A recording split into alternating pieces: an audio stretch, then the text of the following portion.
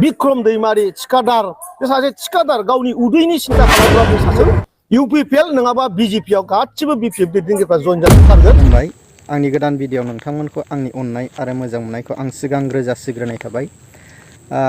जायफ्रा नोंथांमोना चेनेलाव गोदान चेनेलखौ साबस्क्राइब खालामनानै लाग्रो आरो भिडिअखौ जुदि नायलांना इन्ट्रेस्ट मोनोब्ला शेयार खालामना हो आङो बेखौनो खावलायनाय थाबाय।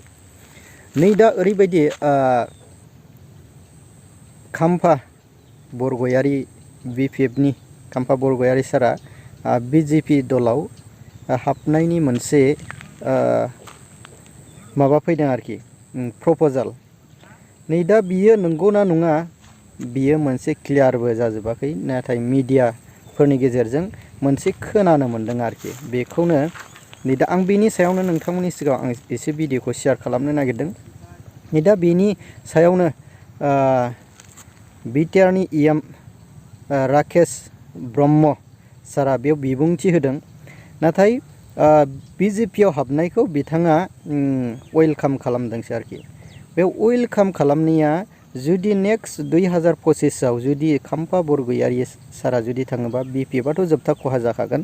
नाथाय बेनि सायावनो खाम्फा बरगयारि सारा माबायाव बिपिएफआव जेन गासिबो थाखा फैसा गैला आरो रायजोफ्राबो जेन सापर्ट खालामगोन ना खालामला बेनिबो मोनसे माइन्डथिं साननायाव सफैदों जानांगौ आरोखि। नै दा बेनो मोनसे आरो मोनसे खोथाया नै दा जुदि इउपिपिएलआ जुदि थाङालासे इउपिपिएलआव खाम्फा बरगयारिया थाङालासिनो माबायावसो बिजेपिआवसो जुदि सापर्ट जुदि खालामोबा नेक्स्ट बाराव जुदि लोगो हिसाबै गेलेगोनबाबो लोगो हिसाबै जुदि गेलेलायोब्लाबो इउपिपिएलखौ आङो बांद्राय गिदिर होननानै साना, माइनरिटि होननानैसो सानो आरोखि। नेक्स्ट बाराव जुदि फैयोब्ला बिजेपिआ फुरा सापर्ट खालामगोन रायजो राजाफ्रा आरो देरहागोनखौ जेन मिजिं नुहुरो आरोखि।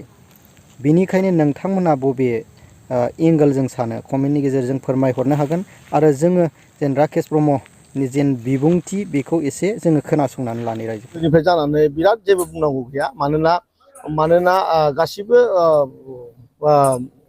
जोंनि बे भारत देशआव बयहाबो फान्डामेन्टेल राइट दङ आरो बिदिनो गाव जेराव मोजां मोनो बे राजनितिक दोलोखौ बिथांमोना हमनो हायो। बे समाव खाम्फा बरगयारिया बिजेपिआव थांनायाबो जोंनि थाखाय जोबोद मोजां बाथ्रा। मानोबा जोंनि मेन इस्युआ मेन टारगेटआनो बिपिएफसोखा। गतिके बिपिएफआ जोबथारनायनि लामायाव थांगासिनो बे खोथाखौ जों थांनाय बारावनो बुंदोंमोन जे बिपिएफआ फैगौ मार्च दाननि आगोलनो जोबलांगोन। दिनै खाम्फा शंकर रबिराम, शंकर दुर्गा दास बर' बेवहाय आरो मसलपुराव सोरबाफोर दंजोबो। गतिके बे खोथाया जेबो बेवहाय बिराद गुरुत्व जेबो गैया, बिराद जेबो गुरुत्व गैया। खालि जोंनि टारगेटआ जाहैबाय बिपिएफखौ जों बे बिटिसि ओनसोलनिफ्राय माने फोजोबथारनांगौ आरो बेखौ बिजेपिआबो मावलांगोन, बेखौ इउपिपिएलआबो मावलांगोन। खिन्थु जोंनि जे भिजन आगोलनि बे ओरैहाय जे मानगोनां प्रमद बर' सारखौ फिन खेबसेबाव बिटिसिआव चिफ बानायनाय आरो 2026आव जि माने बिधान सभा जि जोंहा आसाम एसेम्बलि दङ बेवहाय डक्टर हेमन्त बिश्व शर्मा सारखौ फिन आरोबाव गिबि मन्थ्रि बानायनायानो गासिबनिबो थांखि। बेवहाय खाम्फा बरगयारिनिबो थांखि, बेवहाय प्रमद बर' बिथांनिबो थांखि, बेवहाय मानगोनां चन्दन ब्रह्मनि थांखि, बेवहाय राकेश ब्रह्मनि थांखि, बेवहाय जोंहा रन्जित बसुमतारिनि थांखि। जों गासिबो बे एखे ट्रेनजोंनो खामानि मावगासिनो दङ। बबावहाय ना बहाबाहायबा बिजेपिआव थांबाबो खाम्फा बरगयारि बायदि दैदेनगिरिखौ जोंनो नांगौ।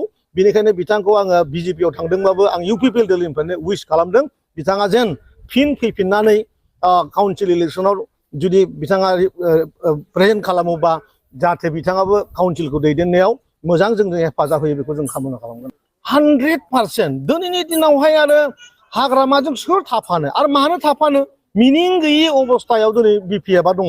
दिनै नुदों हाग्रामानि जे बिपिएफमोन मोनसे समाव गासैबो बर' जाथियानो बिपिएफमोन, आदार कास्टआबो बिपिएफमोन। दिनै नायबाय सासेनिफ्राय थाङै दिनै हारसिं थाहैबाय आरो जिखिनि दङ बिथांमोन जि लिडारफोर दं रबिराम नार्जारिखौ लानानै, दुर्गा दासखौ लानानै, हितेश बसुमतारी लानानै बिथांमोनखौ दिनै हाग्रामाया गावनि आथिंजों गादबनानै दोनो आरो दिनै बेराफारसेथिं गोरलै गोरलै सेंग्राफोर दुष्ट सेंग्राफोर कास्टम बसुमतारी आरो बिक्रम दैमारि थिखादार बे सासे थिखादार गावनि उदैनि सिन्था खालामग्रा बे सासे मानसि न' बिल्डिं लुनायनि सिन्था खालामग्रा मानसि बेबायदि मानसिया दिनै लामा लामा लामा बहा बहा बेरायनानै सोरनि जेबो गुदि गैया बिजौ गैया गावनि बिल मोनिखौ रागा जोंनानै बे रायजोजों माने गाज्रि मेसेज होबथिंगासिनो दङ आरो बेराफारसेथिंजाय कास्टम बसुमतारिया मोनसे सिंस्रि बायदि जि माने पार्टि दुलाराय बर' फरायसा आफाद बेबायदि गोथार आफादजों बे थाफानो हायि सासे सुबुं